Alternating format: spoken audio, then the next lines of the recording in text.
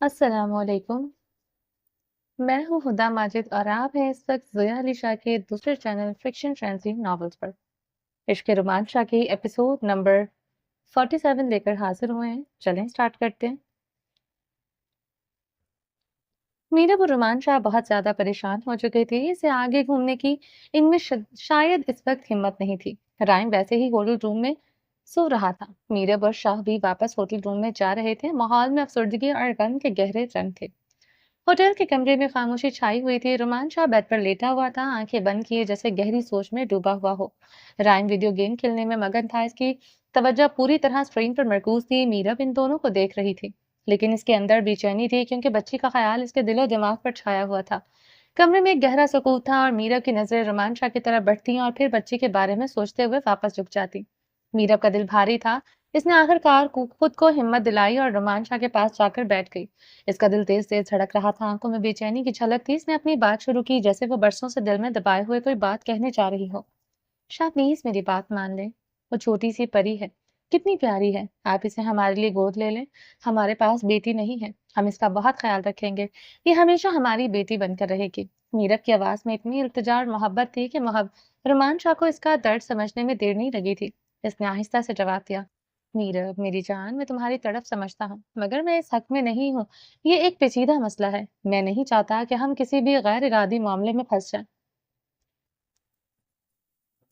ये बच्ची हमेशा हमारे साथ रहेगी, लेकिन मैं इसका महरम नहीं हूँ और मेरे ख्याल में ये गलत है। मुझे ये फैसला बहुत सोच समझ के करना होगा। रोमांचा के अल्फाज मीरब के दिल में तीर की तरह गिरे। वो चुप रही, मगर इसका दिल और ज्यादा तेज धड़कने लगा था। इसने रोमांचा से फिर से कहा, शाह आप कैसी बातें कर रहे हैं? अगर इनकार ही करना है तो कोई अच्छा बहाना तो ढूंढे। जिस शख्स ने कभी किसी औरत को मैली निगाह से नहीं देखा, वो इस बच्ची को गोद लेकर बेटी बनाकर कभी इसके लिए गलत या बुरा सोच सकता है? आपके शफाफ उजले किरदार की गवाही तो हर वो लड़की देगी जो आपको जानती है। मीरब की आंखों में आंसू थे और वो रोमान शाह के दिल को बेचैन कर रहे थे। इसने फिर कहा, शाह प्लीज मेरी बात मान लें। रोमान शाह के दिल बेचैन हो गया था। वो चाहता था कि मीरब का दर्द कम हो, लेकिन वो जानता था कि ये फैसला आसान नहीं था। इसने फिर कहा, जानिशाह रोना बंद करो, मेरे सब्र का इम्तिहान मत लो। तुम्हारी आंखों से बहते हुए आंसू रोमान शाह का कलेजा चीर देते हैं। मत किया करो मुझ पर ये ज़ुल्म।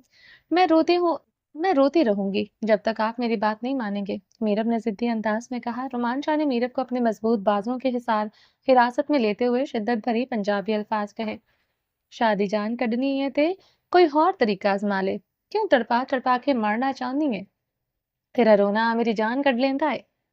मीरा बच्चों की तरह रोते हुए शाह के मजबूत सीने में सर छुपाए हुए थी। वो बेकरारी से शाह के सामने इल्तिजा करते हुए इसके दिल को बेचैन किए जा रही थी। रोमान शाह मीरा की आंखों में आंसू नहीं देख सकता था। मेरी जान रोना बंद करो, तुम्हारा रोना मुझे बेचैन कर देता है। शाह प्लीज मेरी बात मान ले। नहीं मान सकता। शाह प्लीज, जाने शाह प्लीज, मुझे अपने रब से बहुत डर लगता है। अगर मैं इस बच्ची के साथ इंसाफ नहीं कर सकता तो?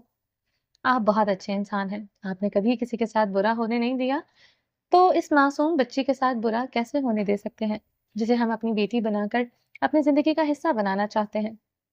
प्लीज शाह, अगर आप मुझसे वाकई मोहब्बत करते हैं तो जाकर बात करें। हम इसे कानूनी तौर पर गोद ले लेंगे और वादा करते हैं कि इसे राइम से भी ज्यादा मोहब्बत देंगे। मीरब की आवाज तड़प और आंसुओं में डूबी हुई थी। वो बेबसी से शाह के सीने में सर छुपाए सिसक रही थी। इसकी हालत देखकर रोमान शाह की आंखें नम होने लगी थी। मीरब के आंसू और इसके दिल से निकली हुई बातें रोमान शाह के दिल पर गहरा असर डाल रही थी, मगर वो खामोश खड़ा था। यही तो रोमांच की खासियत थी। वो कोई भी फैसला बगैर सोचे समझे नहीं लेता था। जज्बात में बहने वाली शख्सियत नहीं था। यही इसकी समझदारी और संजीदगी ही तो उसे सबसे अलग और मुनफरिद बनाती थी। जाने शाह, कुछ लम्हों की खामोशी के बाद रोमांच की भारी आवाज मीरब के सामान से टकराई। जी। वो नरमी से सीने से सर निकालते हुए बोली, तो मेरी मोहब्बत का सबूत मांग रही हो? जाने मोहब्बत सबूत की मोहताज नहीं होती। मुझसे मोहब्बत का सबूत मांगना मेरे वजूद को चोट पहुंचाना है। अगर मेरी जान को मेरी मोहब्बत पर यकीन नहीं है और मैं सही सोच रहा हूँ, तो मुझे अफसोस है कि मैं अपनी जान के दिल में अपनी मोहब्बत की सच्चाई भरने में नाकाम रहा। नहीं शाह, मेरा वो मतलब हरगिज नहीं था। मीरब ने तड़पते हुए दोनों हाथों से शाह के गाल थामकर वजाहत थी। मीरब शाह के मजबूत बाजुओं के हिसार में खड़ी दोनों हाथ शाह के सीने पर रखती चेहरा ऊपर उठाए और शर्मिंदा नजरों से इसे देख रही थी। बेध्यानी में निकले हुए अल्फाज अब इसे शिद्दत से शर्मिंदा कर रहे थे। शर्मिंदा होने की ज़रूरत नहीं है। बस मेहरबानी करके अपने ये आँसू साफ कर लो, रुमान शाह ने नरमी से कहा। शाह के लफ्ज़ों में एक गहरी अपनायत और मोहब्बत छिपी हुई थी। वो मीरब के दुःख को अपनी ज़िंदगी का हिस्सा समझता था, प्यार से मीरब की आँखों पर लब रखते हुए, मोतियों जैसे आँसू अपने लबों से चूमते हुए, मीरब के दर्द को अपने अंदर उतार लिया था। शाह की आँखों में एक शिद्दत थी, जैसे वो मीरब के हर गम को अपने अंदर जज़्ब करना चाहता हो।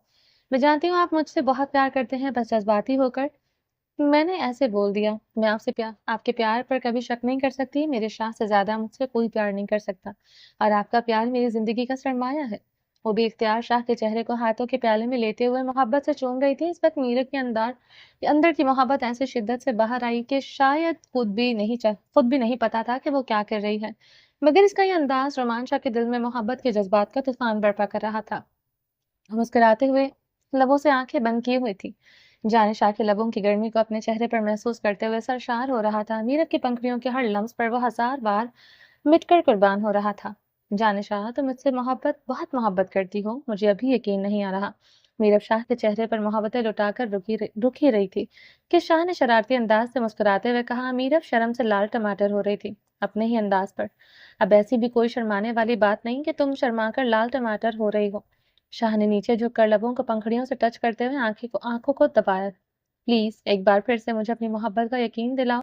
शाह प्लीज तंग मत करें। मुस्कुराते हुए मीरब शाह के सीने से लग गई। अच्छा जी, तुम्हें तंग ना करूं, इस खूबसूरत और रोमांटिक जगह पर आकर शाह तुम्हें तंग ना करे तो और क्या करे, जरा बताओ। इसकी बातों में कुदरती शोखी और मोहब्बत की गहरी हकीकत छुपी हुई थी, जो मीरब के दिल में एक नई तवानाई भर रही थी। मीरब के दिमाग में अभी तक वो बच्ची थी, मगर वो अपने शाह को दुखी करके अपनी बड़ी जिंदगी की इतनी बड़ी खुशी हासिल नहीं करना चाहती थी।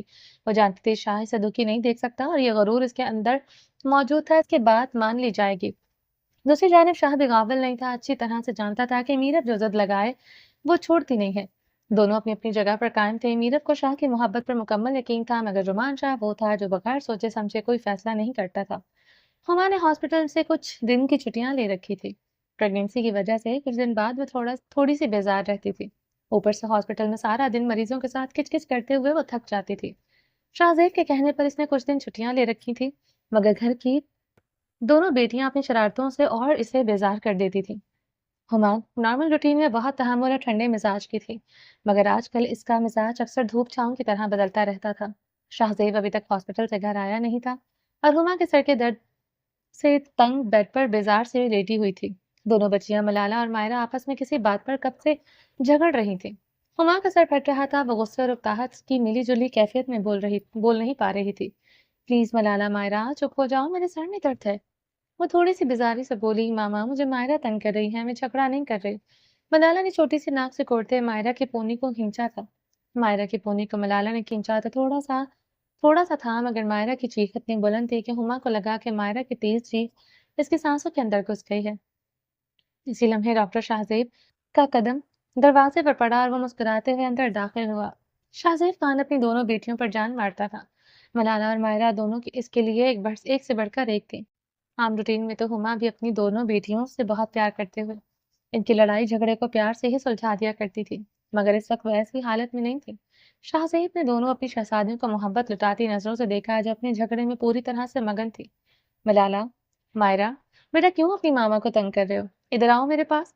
शाहज़ेब ने पहली नजर में हुमा के रो देने वाली शक्ल को भी देख लिया था और अपनी बेटियों की शरारती झगड़ों को भी महसूस कर लिया था।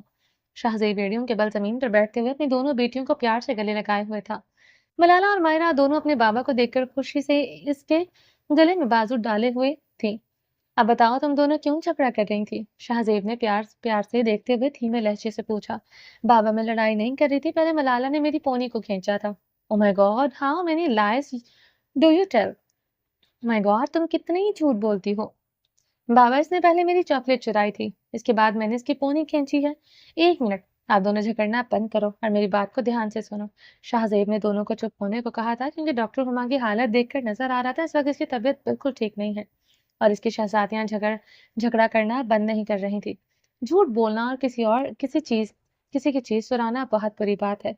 किसी की चीज को चुराकर इसको तकलीफ देना ये अल्लाह के नजदीक बहुत बुरा अमल है।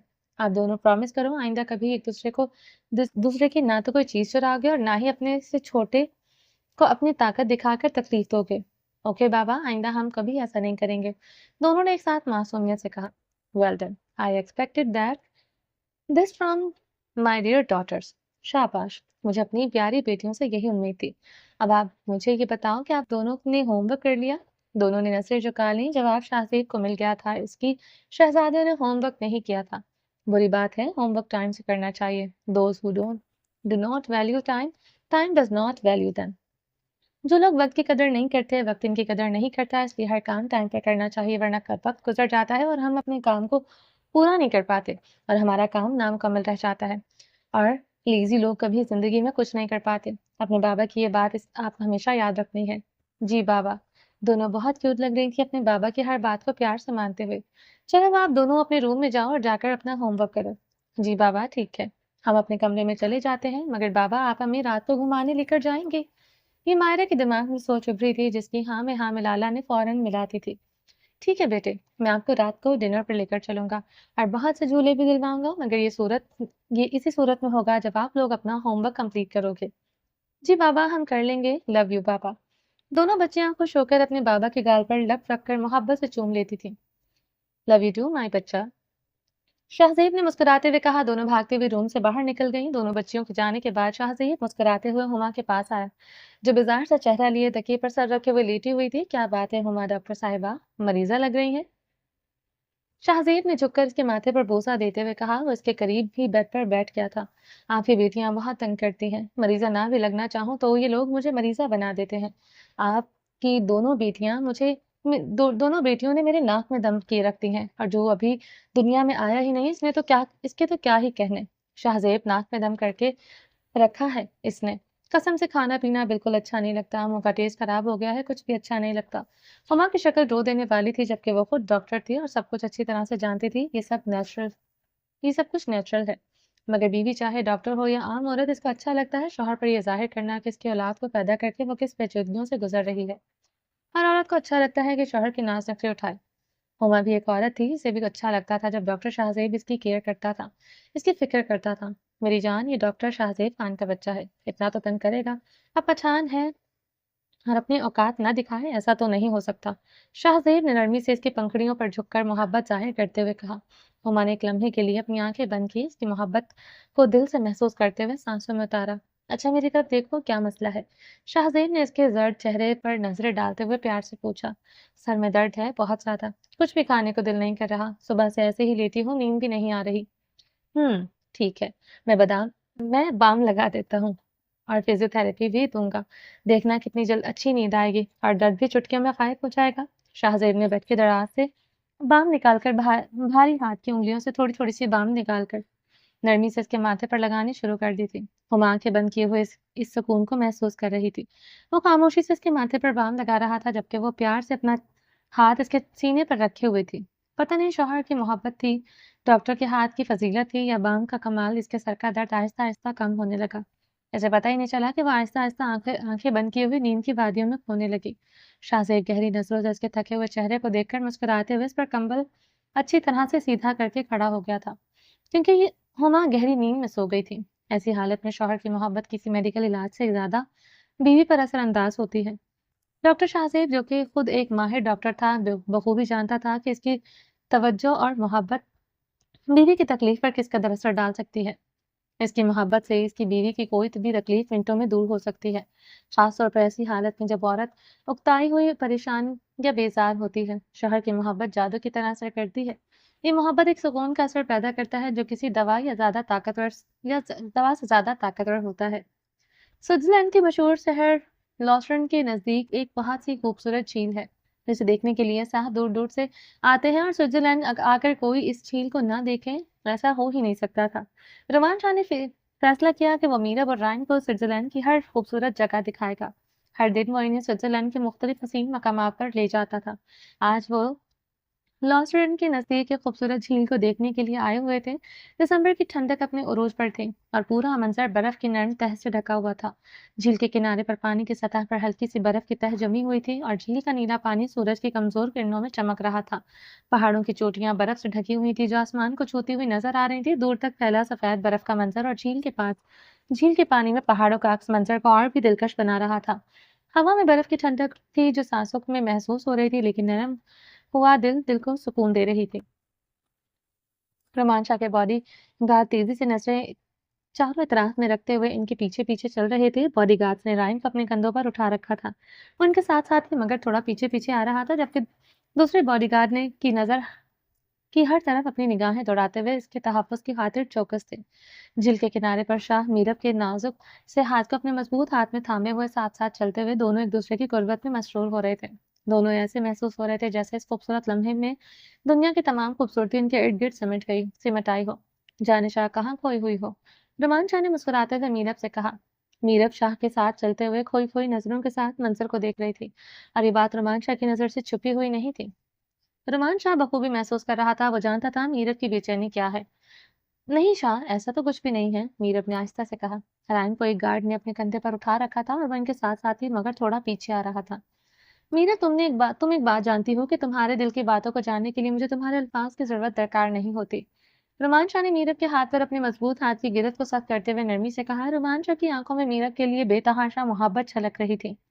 इर्द गिर्द का माहौल बेहद खूबसूरत था, इसके बावजूद मीरब का दिल उदास था और रुमान शाह को ये बात बिल्कुल अच्छी नहीं लगती थी। जब आप मेरे दिल की बात बगैर कहे समझ सकते हैं तो शाह फिर जान जाइए ना कि मेरे दिल में क्या है। जानता हूँ तुम्हारे दिल में क्या है, मगर जाने शाह हर बात पर जिद अच्छी नहीं होती। तो फिर मुझे चुप रहने दें, मैं तो जिद जिद तो नहीं कर रही, बस खामोश हूँ, बहल जाऊंगी। मीरब ने हल्की से मुस्कुराहट के साथ कहा। मैंने भी इस छोटी सी शहजादी के लिए बहुत ख्वाब सजा लिए थे, एकदम से टूट गए हैं, तो संभलने में थोड़ा वक्त तो लगेगा ना। मीरब के लफ्जों से इसके दिल का दर्द साफ जाहिर हो रहा था। ये जगह तुम्हारी पसंदीदा है ना? रुमान ने मीरब की तरफ मुस्कुराती नजरों से देखते हुए कहा। रुमान शाह मीरब का ध्यान इस खूबसूरती माहौल की तरफ दिलाना चाहता था। मीरब यहाँ कितना सुकून है। झील का पानी, पहाड़ों का मंजर और ये नर्म हवाएं, सब कुछ ऐसा महसूस होता है जैसे वक्त यहाँ रुक गया हो, जैसे हम ख्वाबों की दुनिया में हो। रुमान शाह ने कहा, ये ख्वाबों की दुनिया, ये वक्त और भी खूबसूरत हो सकता है शाह, अगर आप मेरी बात मान ले तो। मीरब, रुमान शाह ने मीरब का नाम लंबा खींचते हुए कहा। मतलब साफ था कि अब इस मौजू पर मजीद बात नहीं होगी। मीरब चाहे रोमान की मोहब्बत पर जितना मर्जी गरूर करे, मगर ये हकीकत थी कि रोमान शाह मीरब पर अपनी जान मारता था और आज भी मारता है। और आज जब शाह की दबे दबदबे वाली आवाज उठती थी तो मीरब का खामोश होना जरूरी हो जाता था। मीरब बिल्कुल खामोश थी। शाह को मीरब की खामोशी बिल्कुल अच्छी नहीं लग रही थी, मगर जो मीरब चाहती थी वो अभी शाह करना नहीं चाहता था। और जो कर रहा था मीरब को सुकून नहीं दे रहा था। ये कशमकश इसके सफ़र का मज़ा किरकिरा कर रही थी। घूमने के दौरान मीरब से ज़्यादातर खामोशी की चादर को अपने ऊपर ओढ़ रखा था। शाह के छोटे-छोटे अभी इसे चौकस भी इसे जोक्स नहीं हँसा पा रहे थे। रायन की बातें भी मीरब को खुशी नहीं दे रही थी। शाह इनको लेकर यहाँ एक मशहूर कैफेटेरिया की तरफ शदीद आया कि शायद मीरब का मूड थोड़ा बेहतर हो सके। लोशन के किनारे एक खूबसूरत कैफे था। यहाँ की खिड़कियां झील की तरफ खिलती थी, जो यहाँ के पस मंजर को बहुत खूबसूरत और दिलकश बनाती थी। यहाँ की फिजा में सर्दी का गहरा असर था, लेकिन कैफे की अंदरूनी गर्मी ने माहौल को खुशगवार बना रखा था। झील का पानी बाहर चमक रहा था और बर्फ से ढके पहाड़ इस मंजर को और भी दिलकश बना रहे थे। कैफे के अंदर छोटे से दरख्तों की टहनियां बर्फ की लदी हुई थी और धूप की नरम किरणें दरवाजों के अंदर आकर जमीन पर चमक रही थी। ये सारा मंजर किसी जादुई दुनिया का लग रहा था। रोमान शाह, मीरब और राय में खिड़की के करीब आकर टेबल पर बैठ चुके थे। गार्ड्स थोड़ी दूरी पर ही तैनात खड़े थे। यहाँ से झील का मंजर साफ नजर आ रहा था। रायन की आंखों में खुशी थी। वो कभी अपने बाबा की तरफ देखता, कभी बाहर झील को देखता। कभी रायन के दिमाग में कुछ चल रहा था जिसे बहुत जल्द वो अपनी जुबान पर लाने का इरादा रखता था। मीरब पूरी तरह से खामोश थी। शाह ने मीरब के सामने चाय का कप रखा। ठंडी सांस लेते हुए मीरब के उदास चेहरे पर नजर मरकूज किए हुए वो चाय के छोटे छोटे सिप ले रहा था। शाह की जान, ये जगह कितनी खूबसूरत है। अगर तुम मुस्कुराकर मेरी तरफ देखो तो ये मंजर और भी ज्यादा दिलकश लगेगा। मीरब ने चाय का कप उठाया और अपने लबों से लगाया, मतलब नाराज हो, बात भी नहीं करना चाहती थी। मीरब पूरी तरह से खामोश बैठी हुई थी। बाबा, मुझे वो बड़ा सा आलू का पराठा और पनीर का टुकड़ा दो। राइम की आवाज ने शाह और मीरब दोनों को अपनी जानिब मुतवज्जा कर लिया था। राइम का इस वक्त पूरा फोकस यहाँ और यहाँ के माहौल को देखना था। आजकल वो मीरब और शाह के दरमियान ज्यादा पंगेबाजियां नहीं करता था, क्योंकि इसे अपने बाबा के साथ घूमना था, बहुत सारी शॉपिंग करनी थी, हर जगह पर जाकर वहां के झूलों पर झूले लेने थे। इस खूबसूरत शहजादे को पता था ये सब कुछ बाबा की बदौलत है, तो वो इस वक्त अपने बाबा का मूड खराब नहीं करना चाहता था। और इस खूबसूरत चालाक शहजादे को अच्छी तरह से पता था कि बाबा का मूड ठीक करने के लिए मीरब को बाबा से दूर नहीं करना, वरना बाबा का मूड एक सेकंड में खराब हो जाएगा। तुम्हारा दिल हमेशा खाने में लगा रहता है, खा-खा कर तुम एक दिन अपनी मामा की तरह मोटे हो जाओगे। शाह ने हँसते हुए राइम के सर पर हाथ फेरा, नज़र मीरत पर मरकूज़ थी। शायद वो इस बात पर हमेशा की तरह चिढ़ने या हँसे, मगर वो खामोशी से चाय पी रही थी। मीरत की नज़रों में उदासी थी, मगर इसके चेहरे पर राइम को देखकर मस्नूई मुस्कुराहट बरकरार थी। शायद वो राइम को अपने चेहरे की उदासी और अपने तासुरात ज़ाहिर करके नहीं दिखाना चाहती थी। शाह ने राइम के आगे खाना रखते हुए अपना एक हाथ मीरत के हाथ पर रख दिया था। रोमांचा की बेचैनी और मीरत की खामोशी के दरमियान जैसे एक खामोश जंग छिड़ी थी। वो मज़ीद बर्दाश्त न कर सका और बोल उठा, "मीरत, तुम जानती हो ना तुम्हारी खामोशी मुझे अंदर से खोखला कर देती है। तुम्हारी आँखों के ये आँसू, ये उदासी सब मेरी बर्दाश्त से बाहर है। फिर भी तुम्हें इसका बहुत अच्छे से इल्म है और तुम इस बात का फ़ायदा उठाती हो। जानिशा, क्या तुम्हें ज़रा भी ख़्याल नहीं आता? क्या तुम्हें मुझ पर रहम नहीं आता जब तुम इस तरह की उदास शक्ल बनाकर मेरे सामने बैठती हो? तुम्हें पता है जब तुम खामोश होती हो तो मुझे लगता है कि दुनिया रुक गई है। हर तरफ अंधेरा छा छा जाता है। वीरानियाँ फैल जाती हैं और दिल जैसे सिसक रहा होता है। मगर तुम्हें इस सब से कोई फ़र्क नहीं पड़ता क्योंकि तुम्हें अपनी बात मनवानी आती है। तुम जानती हो कि मर्द इस वक़्त सबसे ज़्यादा कमज़ोर होता है जब इसे इश्क होता है और जिससे भी ये कहा है वो बिल्कुल सही कहा है। मीरब, तुम्हारे इश्क ने मुझे इस कदर कमज़ोर कर दिया है कि अब तुम्हारी उदासी मुझसे देखी नहीं जा रही। तुम्हारे आँसू मेरी बर्दाश्त से बाहर हैं और तुम्हारी खामोशी वो तो जैसे मुझे मार डालती है। मगर तुम्हें इस सब का एहसास ही नहीं है। रोमांशा की आवाज़ भर आ गई थी। आँखों में बेबसी और दिल में बेपनाह मोहब्बत झलक रही थी। वो अपने अल्फाज़ के ज़रिए अपने दिल की गहराई मीरब तक पहुँचाने की कोशिश कर रहा था, मगर इसकी कैफ़ियत कुछ और ही कहानी बयाँ कर रही थी। क्या मैं कुछ देर खामोश भी नहीं रह सकती? इतना भी हक नहीं है मेरे पास, मैं चुप हो जाऊँ? मीरब ने धीमे मगर शिकवा भरे लहजे में कहा, अपनी नसें झुकाते हुए हाथों की उंगलियां मरोड़ने लगी। रमान शाह ने अपनी कुर्सी पर बैठते हुए बहुत बेचैनी से इसकी जानिब देखा था। वो जानता था कि मीरब की खामोशी का मतलब हमेशा एक गहरी उदासी होता है और बस इसकी यही चुप इसे बेबस कर देती है। जानशाह ज्यादती करती हो, ये बोलकर कि मीरब ने सर उठाकर रोमान शाह की तरफ देखा, आंखों में नमी और लहजे में मलाल वाज़ेह था। ऐसे मत देखो, सही कह रहा हूँ, क्योंकि अगर हक की बात करो तो रोमान शाह ने हर हक तुम्हें दे रखा है, अपने दिल की मालिक बना रखा है, मगर फिर भी ये कह कर के मैंने आपको कोई हक नहीं दिया, इस बात ने मुझे तकलीफ दी है। रोमान शाह ने गहरी सांस ली। नहीं है हक मेरे पास, आप मेरे दिल के जज्बात को नहीं समझते। मीरब की आवाज़ आहिस्ता मगर जज़्बात से भरी हुई दर्द-ज़दा थी। आप अच्छी तरह जानते हैं कि मेरे अंदर कमी है। मैं दोबारा कभी माँ नहीं बन सकती, मगर आपको मेरी तड़पती हुई ममता नज़र नहीं आती। अगर खुदा ने हमें खुद से ये नेमत रूबरू करवाई है, तो क्यों आप कदम पीछे हटा रहे हैं? ये कहते हुए इसकी आवाज़ रुंध गई थी और वह ज़ब्त के बावजूद अपनी आँखों से बहते आँसू न रोक सकी थी। आप साहिब हैसियत हैं, इस गुड़िया का खर्चा उठा सकते हैं। इसे हर वो खुशी दे सकते हैं जो वो डिज़र्व करती है। अगर किस्मत ने इसके माँ-बाप छीन लिए हैं, तो शायद खुदा हमारा रूप में इसे माँ-बाप देना चाहता हो, मगर नहीं। आप तो अपनी ज़िद पर कायम हैं क्योंकि आप इस गुड़िया को गोद में लेना नहीं चाहते। बिल्कुल मुझे समझ नहीं आ रहा। मुझे बिल्कुल समझ नहीं आ रहा। मीरब की आवाज़ जज़्बात शिद्दत से लरस कर रह गई थी। रोमांचा ने अपनी मुट्ठी भींची, इसके चेहरे पर उलझन और तकलीफ साफ दिखाई दे रही थी। मीरब, खुदारा रोना बंद करो वरना मैं कुछ ऐसा कर जाऊँगा जो तुम सह नहीं पाओगी। रोमांचा की आवाज़ में बेबसी झलक रही थी, मगर इसकी आँखों की सुर्खी और चेहरे पर सख्ती मीरब को मज़ीद चुप करा गई। शाह ने नरमी से मगर गहराई के साथ बात जारी रखी। मीरब के आंसू इसे गुस्सा दिला रहे थे, मगर वो मीरब पर गुस्सा नहीं करना चाहता था। वो सच ही तो कह रहा था, इसकी मोहब्बत में वो बहुत कमज़ोर हो चुका था। मीरा को तकलीफ देकर इसे सुकून भी नहीं मिल सकता था। इस मैंने कब कहा कि मैं इस गुड़िया का खर्चा नहीं उठा सकता, इसकी ख्वाहिशात पूरी नहीं कर सकता या इसकी ज़िम्मेदारियाँ नहीं ले सकता। मीरब ने बेचैनी से अपने आँसू साफ किए, मगर खामोश रही। इसने ऐसे आँसू साफ किए जैसे उम्मीद की कोई किरण नज़र आ रही हो। मैं तो सिर्फ़ अपने खुदा से डरता हूँ मीरब, रोमांच की आवाज़ में गहरी संजीदगी थी। मैं डरता हूँ इस बात से कि कहीं मैं इस गुड़िया और रायन में बराबरी ना कर सकूँ तो मेरा रब नाराज़ ना हो जाएगा। इस बच्ची से अनजाने में भी मुझसे कोई नाइंसाफ़ी हो गई तो कल को खुदा की बारगाह में पकड़ा ना जाऊँ। मुझे बहुत डर लगता है इस रब कायनात से। रोमांचा के लहजे में अपने रब के गहरे खौफ के साथ-साथ इस बच्ची के लिए बेपनाह मोहब्बत भी छलक रही थी। वो अपनी बात समझाने की पूरी कोशिश कर रहा था। मीरत, तुम नहीं जानती, मैं जानती, बहुत मुश्किल होता है अपनी औलाद और गोद ली हुई औलाद में इंसाफ़ करना। अगर इस बच्चे को हम गोद लेंगे तो हमें इसे हर वो हक देना होगा जो रायम के पास है। क्या तुम इसे वो मोहब्बत दे पाओगे जो रायम को देती हो? क्या तुम रायम से पहले इसे तरजीह दे सकोगी? सोच लो, अगर कल को इसके साथ थोड़ी-सी भी नाइंसाफ़ी हुई तो अल्लाह की बारगाह में हमें माफ़ी नहीं मिलेगी। सोच लो, एक बार फिर से दिल की गहराइयों से, क्या तुम इस बच्ची को वो माँ का प्यार दे सकोगी जो तुम रायम को देती हो? रुमान शाह ने संजीदगी से कहा, इसकी नज़रें मीरत पर जमी हुई थी। ये आखिरी मौका दे रहा हूँ तुम्हें सोचने का। कल को अगर इस बच्ची के साथ ज़रा-सी भी ज़्यादती हुई तो मीरब, याद रखना, ना तुम्हें माफ़ करूँगा और ना खुद को कभी माफ़ कर सकूँगा।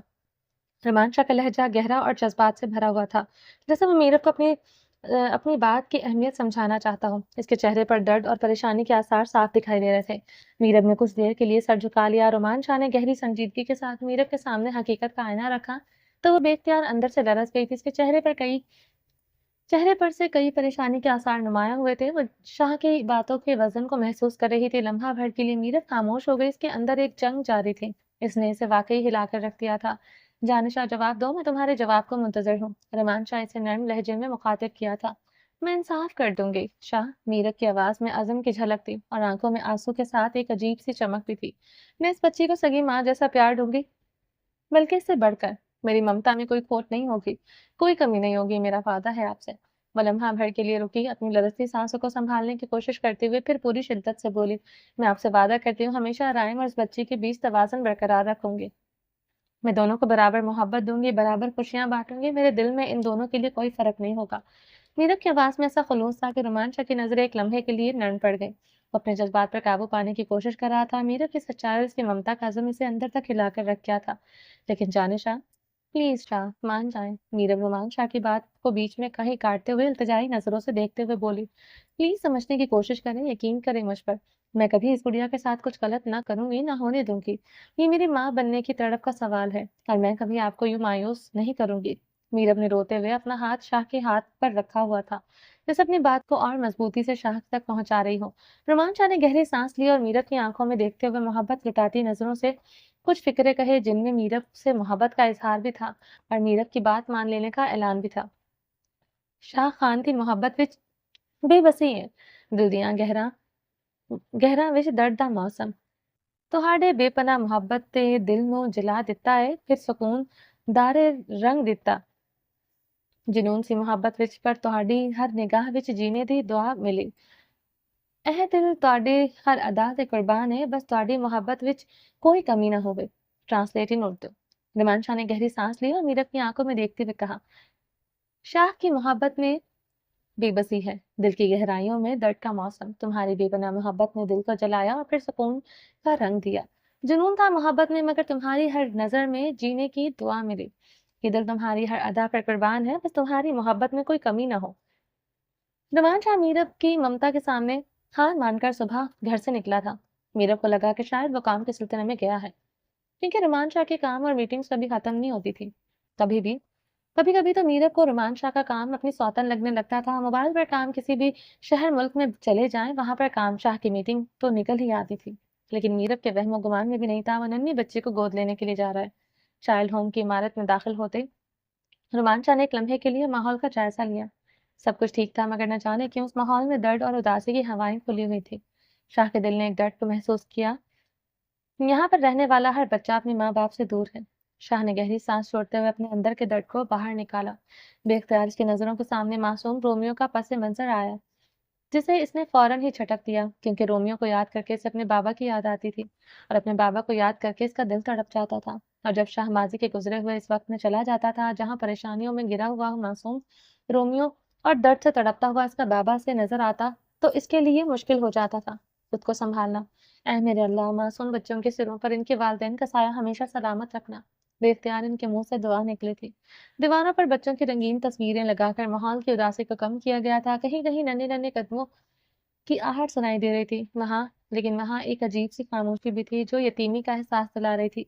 रुमान शाह की शानदार पर्सनैलिटी देखकर कोई भी अंदाजा लगा सकता था कि यहाँ पर आने वाला इंसान कोई मामूली आदमी नहीं है। रुमान शाह ने चाइल्ड होम की राहदारी में कदम रखा और एक गैर मामूली जाज़बियत ने सारे माहौल को अपनी लपेट में ले लिया। थ्री पीस सूट में मलबूस 6 फुट के करीब कदामत का मालिक ये शख्स अपनी शख्सियत का मुजस्सम शाहकार लग रहा था। गोरा और शफाफ चेहरा, जिस पर हल्की हल्की दाढ़ी के साथ मर्दानगी का वकार झलक रहा था। इसका अंदाज इसकी पर्सनालिटी देखने वालों को अपनी जानिब मुतवज्जा करने के लिए काफी था। शाह की मोटी और गहरी आंखें, जिनमें गैर मामूली कशिश थी।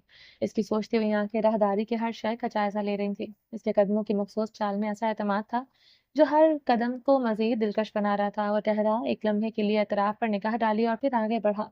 इसकी शख्सियत में ऐसी ठहरी हुई कशिश थी कि राहदारी में मौजूद हर मंजर इसके वजूद के सामने मानन पड़ गया था। रोमान शाह के गार्ड्स बाहर गेट पर ही खड़े हो गए थे। रोमान शाह को एक मखसूस कमरे में बिठा दिया गया था। ऑफिसर पहले ही रूम में मौजूद था। Roman Shah, hello officer, how are you? Officer, hello mister Shah, I am doing well, thank you, how are you? Mister Roman Shah, please have a seat. Officer ने रोमान शाह को बैठने का इशारा किया। Thank you. रोमान शाह ने एक मुख्तसर मुस्कुराहट के साथ शुक्रिया कहा और कुर्सी पर बैठ गया। इसका अंदाज बेहद पुरएतमाद और संजीदा था। इसका यही अंदाज उसे मुनफरिद और जांच में नजर बनाता था। रस्मी हेलो बाय के बाद ऑफिसर ने रोमान शाह से बात शुरू की। मिस्टर रोमान शाह, आप इस आज की शख्सियत की तारीफ की मोहताज नहीं है, लेकिन हमें कानूनी कार्रवाई के तहत सब कुछ पूछना पड़ता है, वरना आपकी शख्सियत को मद्देनजर रखते ही शायद हम कोई सवाल भी ना करते। माशाल्लाह, आप जितने अच्छे इंसान हैं, इसके चर्चे हमेशा सोशल मीडिया पर रहते थे। और शुक्रिया ऑफिसर, मगर बराह करम अपनी कानूनी कार्रवाई को हर लिहाज से मजबूत और मुकम्मल बनाएं। मेरा पहला सवाल यह है कि मिस्टर रोमान शाह, क्या आप इस बच्चे को गोद क्यों लेना चाहते हैं? क्योंकि मेरे पास बेटी जैसी नेमत नहीं है। मेरे पास सिर्फ एक बेटा है और मैं इस प्यारी सी गुड़िया को अपनी बेटी बनाकर अल्लाह की रहमत का शुक्र अदा करना चाहता हूँ। मगर क्यों? आपका एक बेटा है तो आपको अल्लाह ताला से और की तवक्को रखनी चाहिए। मैं माज़रत चाहता हूँ, मगर ये एक प्रोफेशनल और कानूनी सवाल है। It's okay, ask any question, I am ready for every answer. ताउन का बहुत शुक्रिया, ऑफिसर ने मुस्कुराते हुए कहा। मेरी बीवी के साथ कुछ मेडिकल मसाइल हैं जिसकी वजह से वो दोबारा मां नहीं बन सकती। हम इस नेमत से महरूम हैं और मैं चाहता हूँ कि अल्लाह ताला की तरफ से हमें इस बच्ची की सूरत में बेटी जैसी नेमत की खुशी मिले। मैं इस बच्ची की मुकम्मल हिफाजत और भलाई के लिए हर मुमकिन कदम उठाऊंगा। मैं इसे अपनी बेटी की तरह मोहब्बत और तहफ़्फ़ुज़ दूंगा और मैं हर ज़रूरत का ख्याल रखूंगा।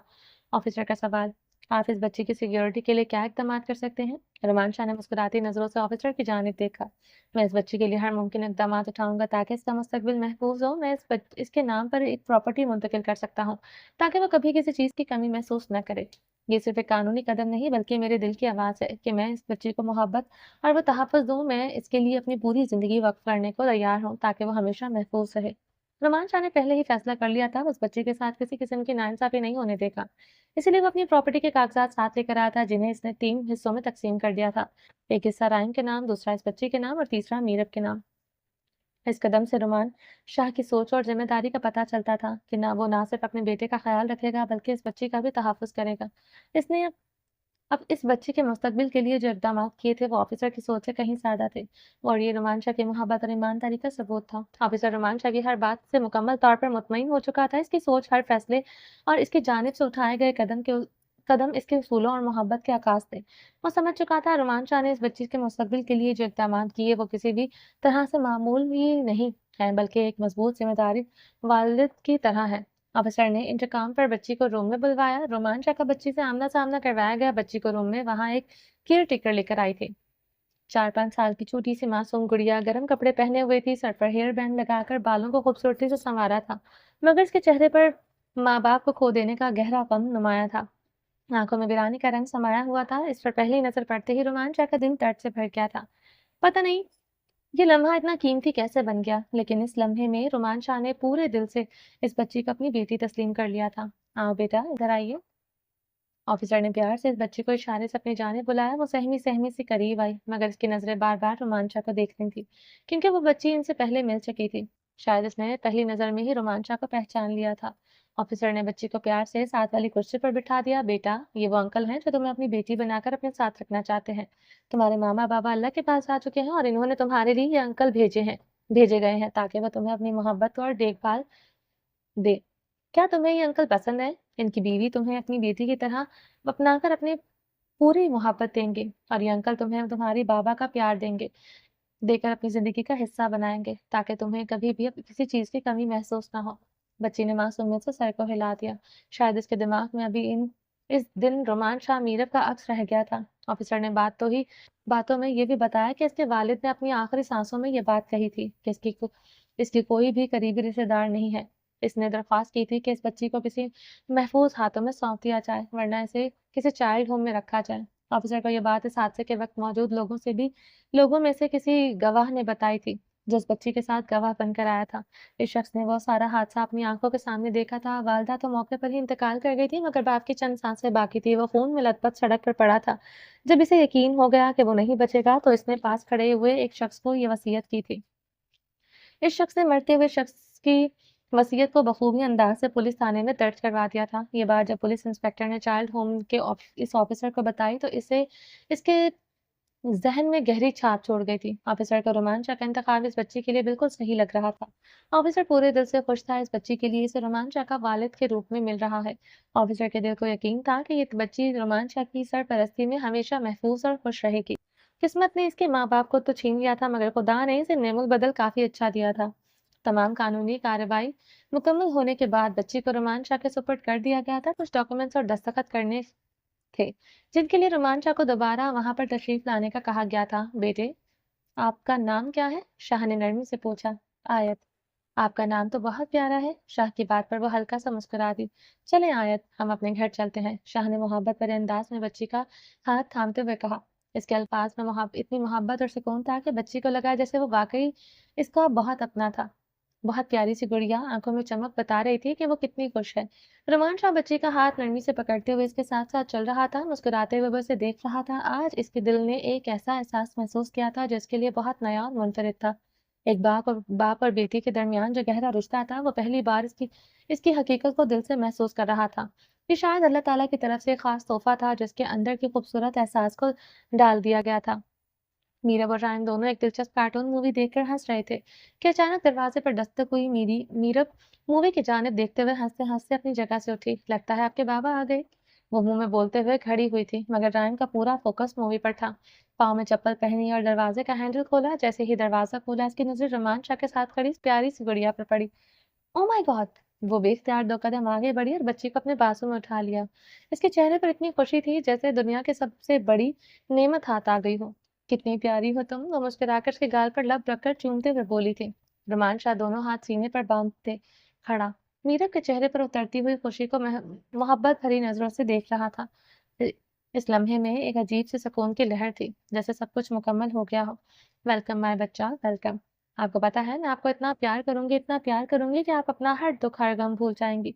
वो बच्ची को ऐसे समझा रही थी जैसे वो मीरब की हर बात समझ पा रही हो। रोमांचा की जान, हम भी साथ आए हैं, और दूसरी बात, हमें अंदर तशरीफ़ लाने दीजिए। सारी बातें रूम के अंदर भी हो सकती हैं। शाह ने मुस्कुराते हुए उसे याद दिलाया कि वो रूम के दरवाजे पर खड़े हैं। रोमांचा बाहर खड़ा था और मीरब दरवाजे के अंदर गुड़िया को उठाकर खड़ी थी। ओह सॉरी, मैं सच में भूल गई थी, हम दरवाजे पर खड़े हैं। वो गुड़िया को उठाए हुए दरवाजे के से पीछे हटते हुए बोली।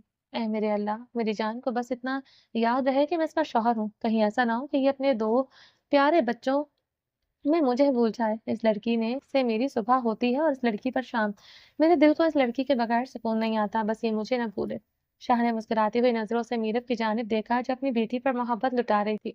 शाह की खामोश नज़रों से अल्लाह ताला से दुआ की थी कि इसकी आंखों में खुशी, जज़्बात और शरारत के मिले-जुले तासुरात थे। शाह के चेहरे पर मुस्कुराहट थी, वो खुश था। मीरब को देखकर इसकी जान खुश थी, तो शाह भी खुश था। मीरब की खुशी के लिए रोमान शाह कुछ भी कर सकता था, और आज ये एक बार फिर से इसने अपनी मोहब्बत को साबित कर दिया था। रायन, जो पूरी तरह से अपनी कार्टून मूवीज़ में खोया हुआ था। रुमान शाह रुमान शाह के ने जाकर इसे हिलाकर इसका ध्यान इस बच्ची की जानिब करवाया जो हमेशा के लिए इसकी बहन बनकर इसकी ज़िंदगी में कदम रख चुकी थी। शाह के हाथ के इशारे पर रायन ने मीरब की जानिब देखा जो अपनी गोद में प्यारी सी बच्ची को उठाए हुए थी और इस पर मोहब्बत लुटा रही थी। रायन ने एक नागवार अंदाज से इसकी तरफ देखा। ये कौन है? रायन को बिल्कुल अच्छा नहीं लगा था। मीरब इस बच्ची से इतनी मोहब्बत कर रही थी। रायन बेटा, ये आपकी छोटी-सी बहन है जो हमेशा आपके साथ रहेगी, और आप इसका बहुत सारा ध्यान रखेंगे, जैसे मैं मिरहा फूफो का रखता हूँ और शाहमीर मामू आपकी मामा का रखते हैं। रोमान शाह ने अपने बेटे की आंखों में झांकते हुए कहा। रोमान शाह ने फौरन अपने बेटे के चेहरे पर के तासुरात को समझ लिया था। आखिरकार इसका बेटा, और इसमें वही सलाहियत थी जो रोमान शाह में थी, यानी वो मीरब को किसी के साथ बांटने के लिए तैयार नहीं था। रोमान शाह ने इसके चेहरे पर उभरने वाले तासुरात को देखते फौरन समझ लिया था हालात खराब हो सकते हैं, इसलिए फौरन वज़ाहत पेश करता ताकि किसी भी गलतफ़हमी से बचा जा सके। मगर मुझे बहन नहीं चाहिए, मीरब सिर्फ़ मेरी है। रायन की आवाज़ लाउड थी। इसकी आवाज़ सुनकर मीरब और बच्ची ने चौंक कर इनकी तरफ देखा। रायन? रोमान शाह ने इसके नाम को नरमी से खींचते हुए पुकारा। आवाज़ धीमी थी और इसने उँगली लब पर रखकर इसे खामोश रहने का इशारा दिया। नहीं, मीरब सिर्फ़ मेरी है। आप मीरब को किसी और को नहीं दे सकते। रायन के अंदाज़ में शदीद गुस्सा था और बगावत की लहर दिखाई दे रही थी। वो बेड पर गुस्से से उतरते हुए अपने रूम का दरवाज़ा खोलकर अंदर जाकर इसे लॉक कर चुका था। ये सब कुछ रोमान शाह और मीरब के लिए शॉकिंग था। वो छोटी-सी बच्ची भी मायूस नज़र नज़रों से मुँह में उँगली डाले हुए मीरब की तरफ देख रही थी। मीरब, यही वो चीज़ थी जिससे मुझे डर लगता था। शाह ने गहरी सांस लेते हुए मीरब की जानिब देखा। वो दोनों हाथ कमर पर बांधे परेशान खड़ा था। मीरब खामोश थी, मगर उसके चेहरा बेहद परेशानी के तासुरात दिखाई दे रहे थे। वो शर्मिंदा थी इस प्यारी सी नन्ही सी गुड़िया के सामने जिसका कोई कसूर नहीं था। शाह, अब क्या होगा? मीरब ने परेशान नज़रों से शाह को देखते हुए कहा। वो गुड़िया को गले लगाए हुए खुद और गुड़िया से शर्मिंदा थी क्योंकि रान काफ़ी बुलंद आवाज़ में बोल कर गया था, "कुछ भी नहीं होगा, मैं सब कुछ देख लूँगा। खुदा के लिए तुम अब परेशान होकर रोकर मेरी धड़कनों को उथल-पुथल मत कर देना। तुम पुरसुकून रहो और गुड़िया के साथ बातें करो, मैं इसको सँभाल लूँगा।" शाह अपनी मीरब को परेशान नहीं देख सकता था और मीरब की परेशानी इसके चेहरे से ज़ाहिर होने लगी थी। शाह ने फ़ौरन से अपने जज़्बातों और परेशानी पर काबू पाते हुए मीरब को पुरसुकून करने की कोशिश की। तुम लोग आराम से बैठकर बातें करो, देखता हूँ अपने गज़बनाक शहज़ादे को बिल्कुल अपने बाप पर गया है। बड़ा आया मीरब का आशिक मुझसे मीरब को छीन लिया है और खुद बहन के साथ माँ को शेयर करने को तैयार नहीं है।